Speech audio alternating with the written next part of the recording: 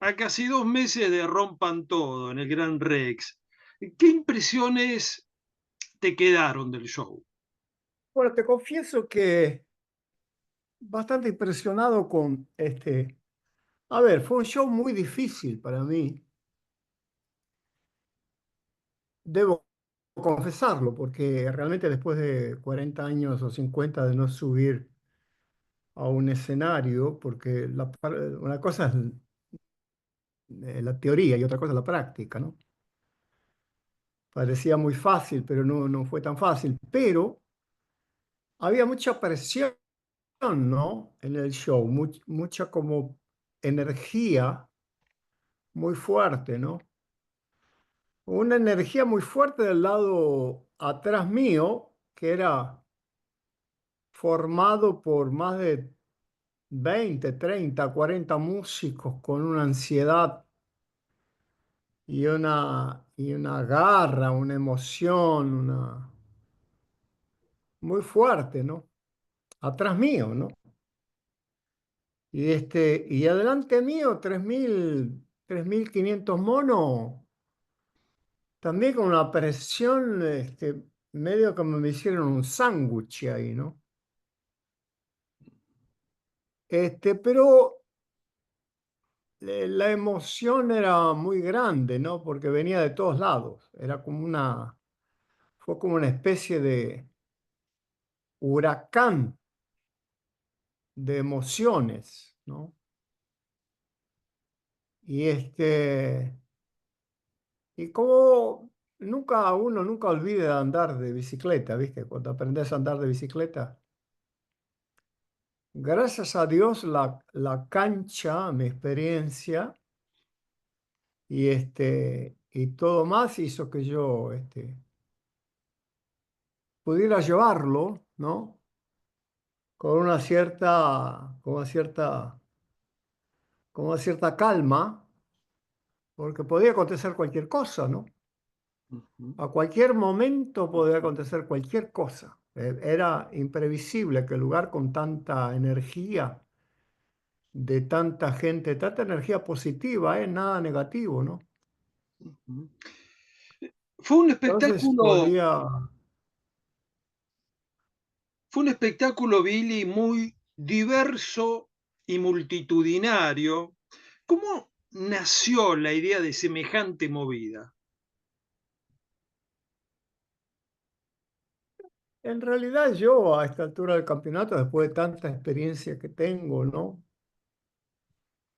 En hacer teatro y en hacer espectáculos, porque yo no soy cantante, ¿no? Yo no soy un músico, ¿no? Yo soy un productor, soy un performance. Yo no soy como Charly García, que es un músico de puta madre, ¿viste? O para nombrarte otros, qué sé yo, Lito, que toca muchos instrumentos. Yo soy un performance. Yo soy más un poco un actor que canta bien, ¿no? Que canta bien eso, ¿qué hace, no? Entonces yo tengo una cierta formación un poco diferente de los otros. Fíjate que todos los otros demuestran cosas como musicales, ¿no? Y yo muestro la música como base, pero toda una teatralización, un formato un poco diferente de lo que ellos, no era simplemente un recital, había que contar una historia, un poco la historia de los 3.500 tipos que estaban allá y de los 40 o 50 músicos que estaban en el escenario, ¿no? La idea era no hacer un recital de rock and roll, ¿viste? Porque eso lo pueden ver muy bien hecho con Divididos y con toda esa gente, pero esto no lo pueden ver con Divididos. No porque Divididos no lo pueda hacer, pero sí porque Divididos no lo hace, ¿no? Entonces a mí se me ocurrió una idea de una cosa que como siempre, yo siempre busqué un poco lo diferente, ¿no? Hacer una cosa que no fuera simplemente cantar cinco músicas, ¿no? ¿Entendés? Porque hubiera sido fácil, canto Sal Canal Sol, la marcha sanadora, me voy a casa, ¿no? Pero no se trataba de eso. Además, eso no tiene ningún desafío artístico, ¿viste? Es como volver, ¿viste? Yo volver no, yo en realidad no quiero volver, ¿viste? No quiero volver, no quiero volver. Quiero dejar atrás lo que fui y quiero ser lo que soy. Ujú, Lo que soy es eso, ¿no? Y no aquello, ¿no? Entonces ahí nace la idea de hacer un espectáculo que fuera muy diverso y que la gente no se aburriera, ujú, ujú, ¿viste? Y que fíjate que no hay, durante casi 2 horas no cantamos ningún éxito, ningún hit. No había hits. Como Charly García sube al escenario, canta una música, todo el mundo la canta porque todo el mundo la conoce. Yo no tuve un hit, nunca, nunca hice éxito. Yo tuve éxito por otras cosas, ¿no? Por mi ideología, por mi formato, por mi apelo político, social, por ser productor de grandes músicos, pero no tengo ningún hit. Fíjate que yo, el único hit que tenemos es Tontos, por ahí un poco. Salgan al sol, que todo el mundo se cree que de Divididos, ujú. o este otro, ¿no? Eh, Entonces, esa fue la gran idea, ¿no? Hacer un espectáculo que fuera divertido, diversificado, que contase bien la historia y que hablase la verdad, ¿no? ujú. ¿El espectáculo del 13 de agosto va a tener las mismas características? Sí, tiene que tener, porque en realidad no es que estamos haciendo otro show. Estamos haciendo el mismo tipo de show, pero van a pasar cosas diferentes, ¿no? Porque va a haber músicos. Por ejemplo, viene Gaby, que no estuvo. Ujú, De repente viene otros músicos, ¿viste? Que no estuvieron porque no podían estar. ujú. Pero básicamente se va a tratar de contar la misma historia, ¿no? De la misma forma. Como mucha cosa fue improvisada, seguramente las improvisaciones también.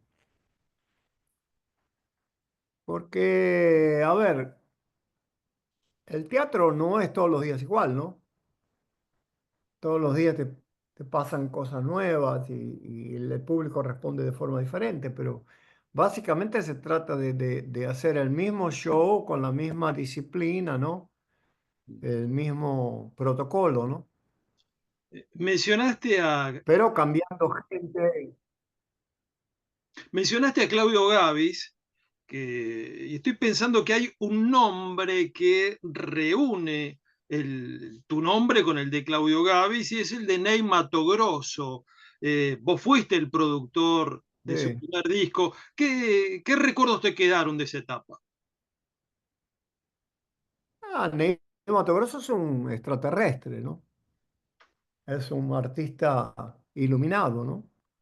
Como lo es Caetano, o como lo es Charlie. Hay artistas que son iluminados, ¿no?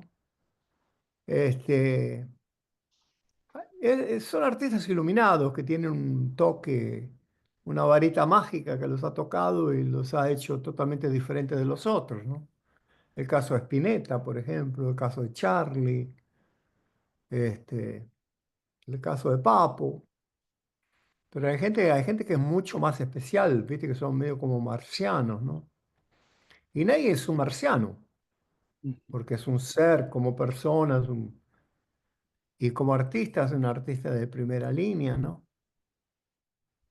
Entonces para mí fue muy importante que él me dé era libre para que hiciera lo que yo pensaba que había que hacer con él, ¿no? Yo estuve con él y con Gaby, estuvimos con él. Gaby se estuvo un poquito más, yo me fui antes, pero creo que casi 2 años estuvimos juntos, viajando por todo Brasil con él. Lo conozco muy bien, es muy amigo mío, ¿eh? Ujú. el tipo que te llama para decirte feliz cumpleaños, esas cosas. Y en Brasil también Pero a trabajaste ver, con en Brasil también trabajaste con Rita Lee, ¿verdad? sí, en Brasil trabajé con Rita, con Caetano, trabajé con Ney, claro, por supuesto, e indirectamente con Paralamas de Suceso, de los rockeros, ¿no? Cazuza, del Barón Vermelho, este, laburé indirectamente con Elis Regina, con mucha gente, ¿no? De esas. Laburé mucho. En Brasil yo soy bastante como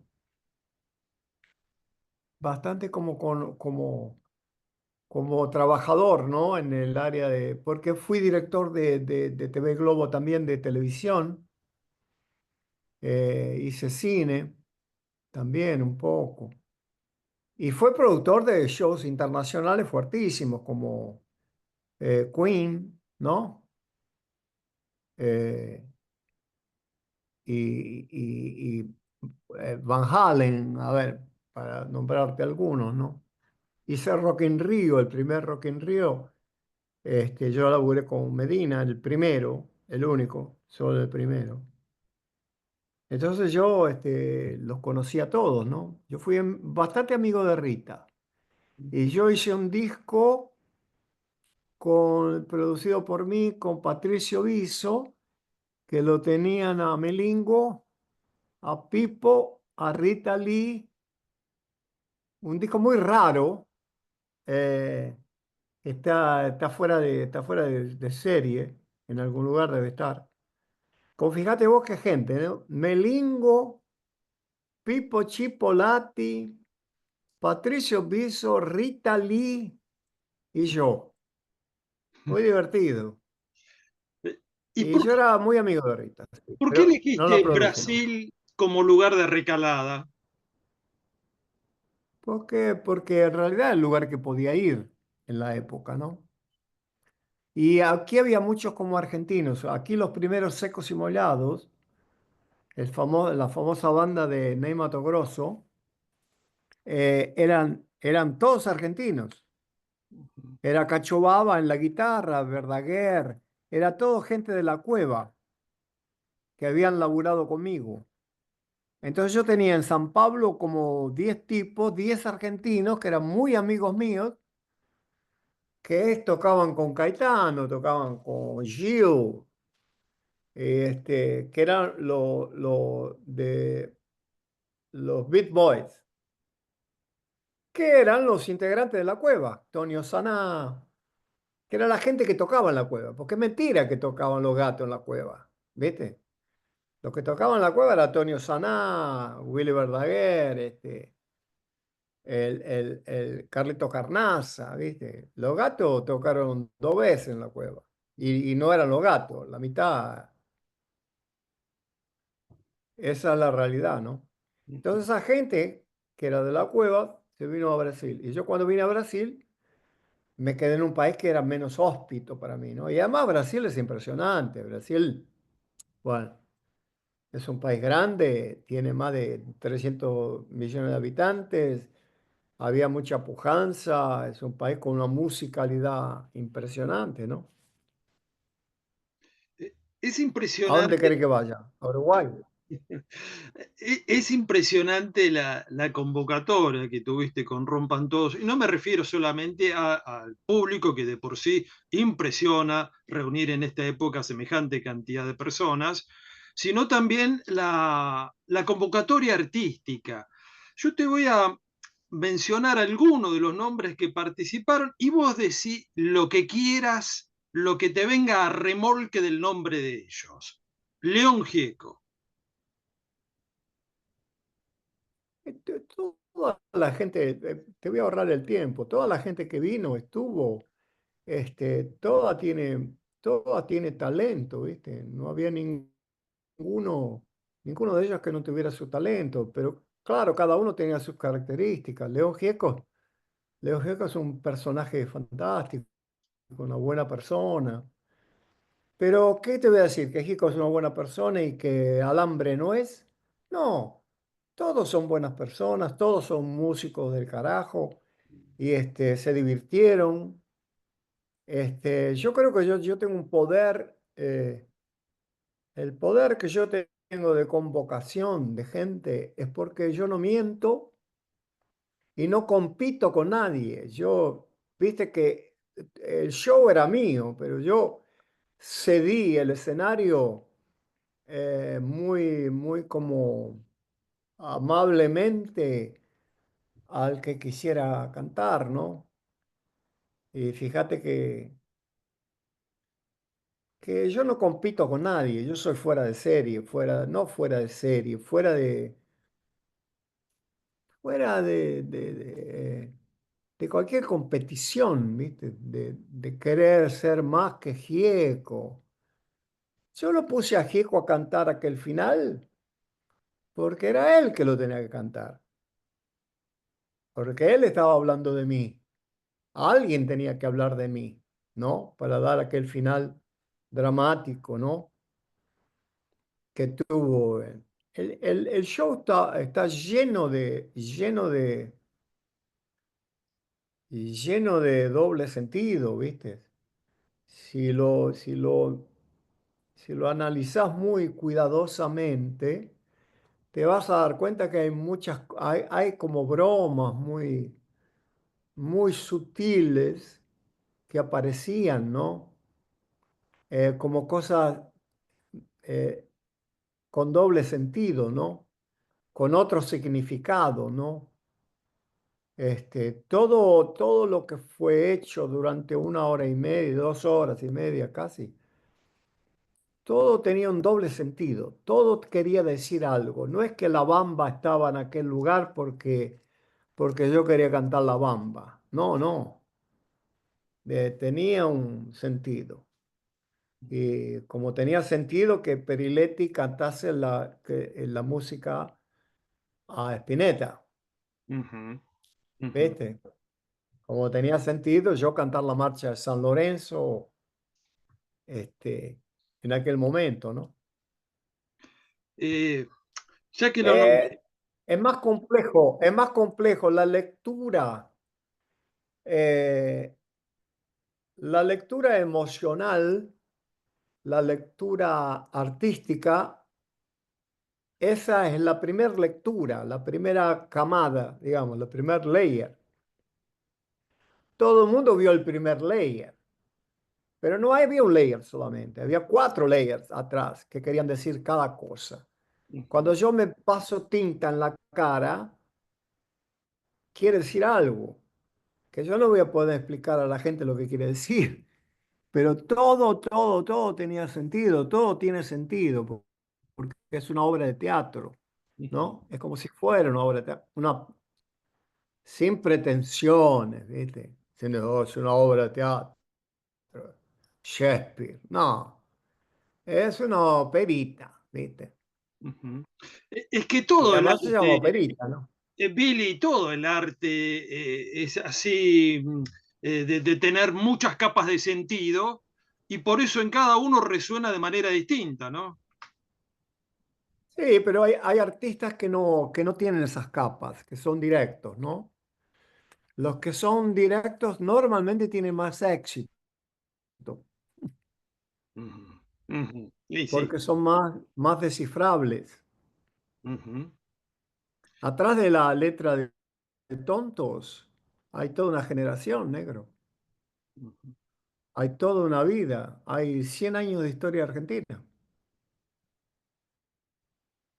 Bueno, esa es Y otra. no hay 100 años de historia argentina en todas las músicas argentinas, que Bueno, son éxito.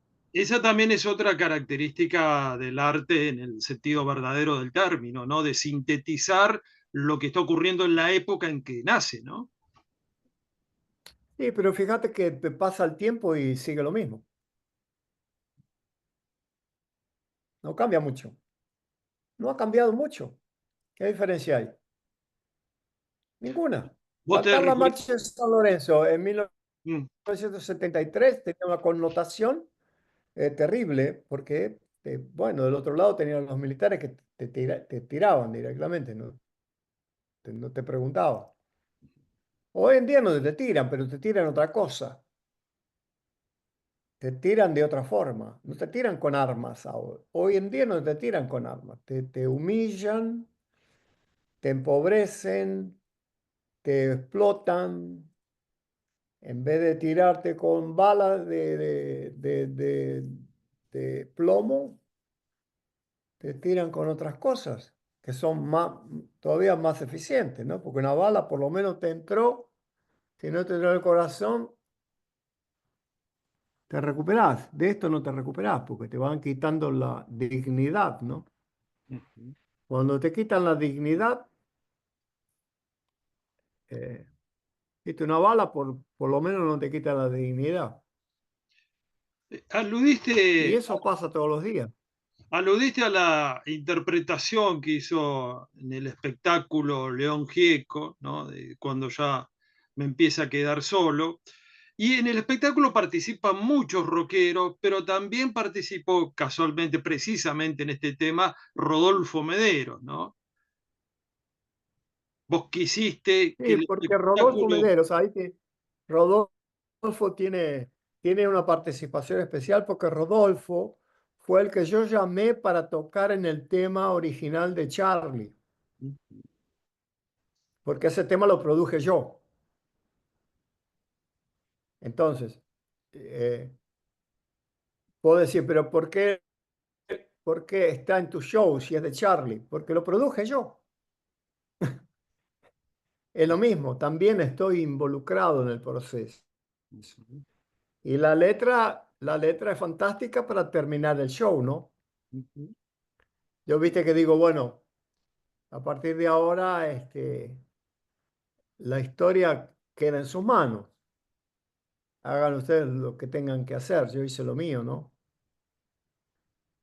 Eh, que también un poco la verdad. Y lo que pasa es que yo lo tendría que haber dicho eso hace 50 años atrás, ¿no? Que no lo pude decir, ¿no? Entonces pasan 50 años, yo me reencuentro con 3.500 fanáticos de eso, de ese tipo de música. Y yo consigo darle un cierre a un poco al circuito que dejé inconcluso en el año 73. Tiene toda una lógica todo. Y me dirás, ¿para qué carajo subís, no? Y yo medio, este, explico, mirá, yo lo estoy haciendo porque primero porque es una fiesta, segundo porque me divierte, ¿sí? Y tercero que tenía que cerrar ese ciclo, ¿viste? Que eso no quiere decir que no abra otro nuevo, pero ese ciclo había que cerrarlo, ¿no? Porque quedó inconcluso, eh, ¿entendés? Me quedé pensando en ese gesto tuyo, que fue la producción de cuando ya me empieza a quedar solo, e incorporar al bandoneón en el tema, porque en esa época, digamos, el rock y el tango parecían estar en veredas enfrentadas, ¿no? Y era muy osado incluir un bandoneón en un disco de rock. Sí, pero no estábamos tan lejos, ¿viste? Javier Martínez es discépolo, ¿entendés? Ujú. Estábamos muy cerca del tango nosotros. La gente no se dio cuenta, pero yo siempre supe que el tango estaba al lado nuestro, ¿viste? En ningún momento, a no ser los temas tipo parecidos con Led Zeppelin. Pero eso es música foránea. Led Zeppelin de Inglaterra, ¿viste? Ahora Papo no es Led Zeppelin. Papo es de Paternal, Ujú. ¿entendés? Y Javier es no sé de dónde es, dónde era. Y Javier hacía letras ya que eran totalmente iguales a Discépolo. Yo ya, el tango ya estaba. Canción para mi muerte, ¿qué es? Un tangazo de Charly García. Ujú. Es cierto, por temáticas y por sonoridades estaban muy emparentados el tango y el rock, pero sin embargo se vivía en esa época como si fueran guetos, ¿no? Por un lado estaban los tangueros que criticaban a los rockeros como una música enajenante y al cierto público de rock veía con prejuicio también al tango. No, no es verdad. Los verdaderos tangueros, Ujú. no. Yo hablé con Piazzolla, yo era amigo de D'Arienzo, yo tengo fotos con D'Arienzo. Este, no, no es verdad, y nosotros tampoco lo negábamos. Quien lo negaba era la media barata, los medios baratos, la revista Pelo, los pelotudos, Claro. ¿viste? Pero la gente seria. Yo Ujú, nunca lo vi hablar a Pichuco más del rock and roll, ¿viste? ujú. Sí, Pichuco era más drogadito que nosotros. Bien. Tomaba más cocaína que yo. Entonces, es otra de las invenciones de la prensa, digamos. No, invenciones de un poco de la prensa y de todo el clima que hay, del mercado, que le conviene una cosa, le conviene la otra. Pero entre, por ejemplo, también como separaban el rock and roll, porque la música comercial y la música alternativa, porque, qué sé yo, Palito Ortega, no sé qué. Todo eso era invento de marketing, ¿no? Claro que al principio había una postura un poco, que los rockeros, pero era porque los rockeros teníamos el pelo largo, era totalmente fuera de lo normal, y entonces te daban, eh, usaban eso para castigarte. A ver, no había problema con el tango, había problema con la gente común, ¿viste? La gente en la calle, vos salías del pelo largo y te gritaban puto, pero no era el tango. No era el tango, era la gente, la ignorancia de la gente, porque vos eras un ser diferente de los otros, ¿no? Yo creo que por ahí viene la cosa. ¿Querés, querés más tango que canción para mi muerte? Hubo un tiempo que fui hermoso y fui libre de verdad. Sí, se puede cantar perfectamente como ¿Más un tango. tango que eso? No es un tango, es un tango. Lo que pasa es que es un tango eléctrico, tocado de otra forma. Ujú, Toda la gran mayoría de los grandes éxitos del rock and roll, que no son rock and roll americano, que tienen melodías, ¿viste? Porque hay muchas bandas de rock que no son de rock, son bandas eléctricas que tocan melodías y tocan cosas interesantes, ¿viste? Pero que no es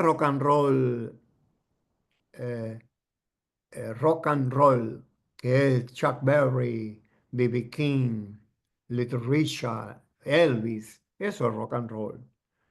Lo otro son melodías tocadas con batería y con guitarra eléctrica, ¿viste?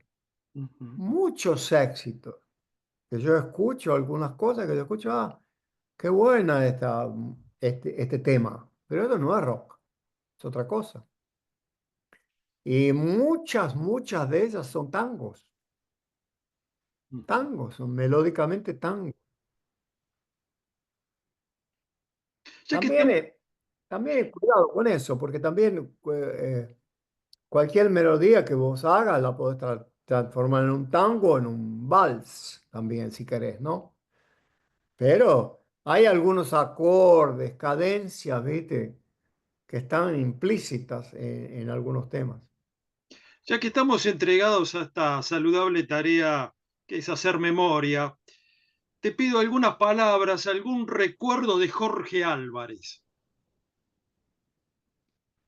Jorge Álvarez se dedicó a esto, perdió todo lo que tenía por causa del rock and roll, porque creía en eso. Jorge Álvarez, al revés de todos nosotros, era politizado de verdad. Jorge Álvarez era comunista, nosotros no. Yo era analfabeto. Javier, toda esa gente éramos, sí, no éramos de derecha, pero Jorge Álvarez era el único político de la historia, el único intelectual de la historia, y que quemó todo lo que tenía por el rock and roll. Y entendía del negocio, además, sabía cómo hacerlo. Pero se murió temprano, no lo aprovechó, sembró, hizo una horta de- de legumes, de verduras y de frutas, plantó todo. Cuando empezó a salir las florcitas, los otros le comieron la planta, le comieron la plantación, se quedaron con la tierra, se quedaron con todo. En realidad, el mercado entero le debe a Jorge Álvarez y a algunos otros que tengan radios que tocan rock, que haya un recital como ayer de Quilmes con más de 30, 40 mil personas, que Dividido llene Dos River, que Charly García, sí, gran parte, no te digo que sea solo por causa de él, cada uno tiene su mérito, ¿no? Pero él fue realmente el tipo que para mí, junto con otros, Pistocchi también, había otra gente también, plantaron esa semilla que después la torta se la comió otro. Él murió sin un mango, abandonado aquí, con un sueldo del Estado que le consiguieron, cagado de hambre. Y los tres o cuatro empresarios que eran del rock, hoy son millonarios todos. Para el No cierre, hubiera sido por Billy, conta algún recuerdo tuyo ligado a la ciudad de La Plata.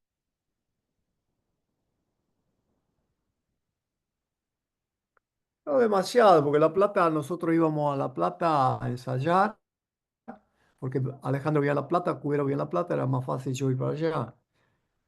Que Pincheschi era de La Plata e Isa Portugués era de La Plata. Ujú. Yo iba mucho a La Plata a ensayar, pero no a La Plata, iba a la sala de ensayo, ¿viste? Y me volvía. Algunas anécdotas es que Pincheschi era primer violín de la Sinfónica, le puse un ácido lisérgico en la boca y me lo traje. Y bueno, pero te puedo contar 50 historias, pero ya ahí son anécdotas. Este, pero yo con La Plata no tengo nada, no tenía nada con La Plata. Yo ni siquiera sabía cuál era la calle principal de La Plata, Ujú. porque yo no iba a La Plata, iba al ensayo, que quedaba antes de La Plata. Entonces decía, bueno, no, porque en La Plata se forjó. Para mí, para mí no es verdad, porque solamente ensayábamos, pero sí tenés que tener en cuenta que Cubero Díaz sí era de La Plata, y ellos eran de La Plata. El Mono Cohen, toda esa gente de la cofradía eran de La Plata, y, y era la banda de La Plata, ¿no? Ellos vivían en La Plata. Yo iba esporádicamente a La Plata. No que no me guste La Plata, pero no es que La Plata era mi lugar, ¿viste? Mi lugar era Buenos Aires, mi lugar era aquí, ¿no? Yo no tengo mucha cosa de decirte La Plata. Ah, sí, bueno, tiene cuatro monumentos lindos. Sí. La avenida principal, el fenómeno, el teatro municipal es lindo. ¿Qué sé? Bueno, Tocamos dos Billy, veces en La Plata. Billy, te agradezco mucho esta conversación, ¿eh?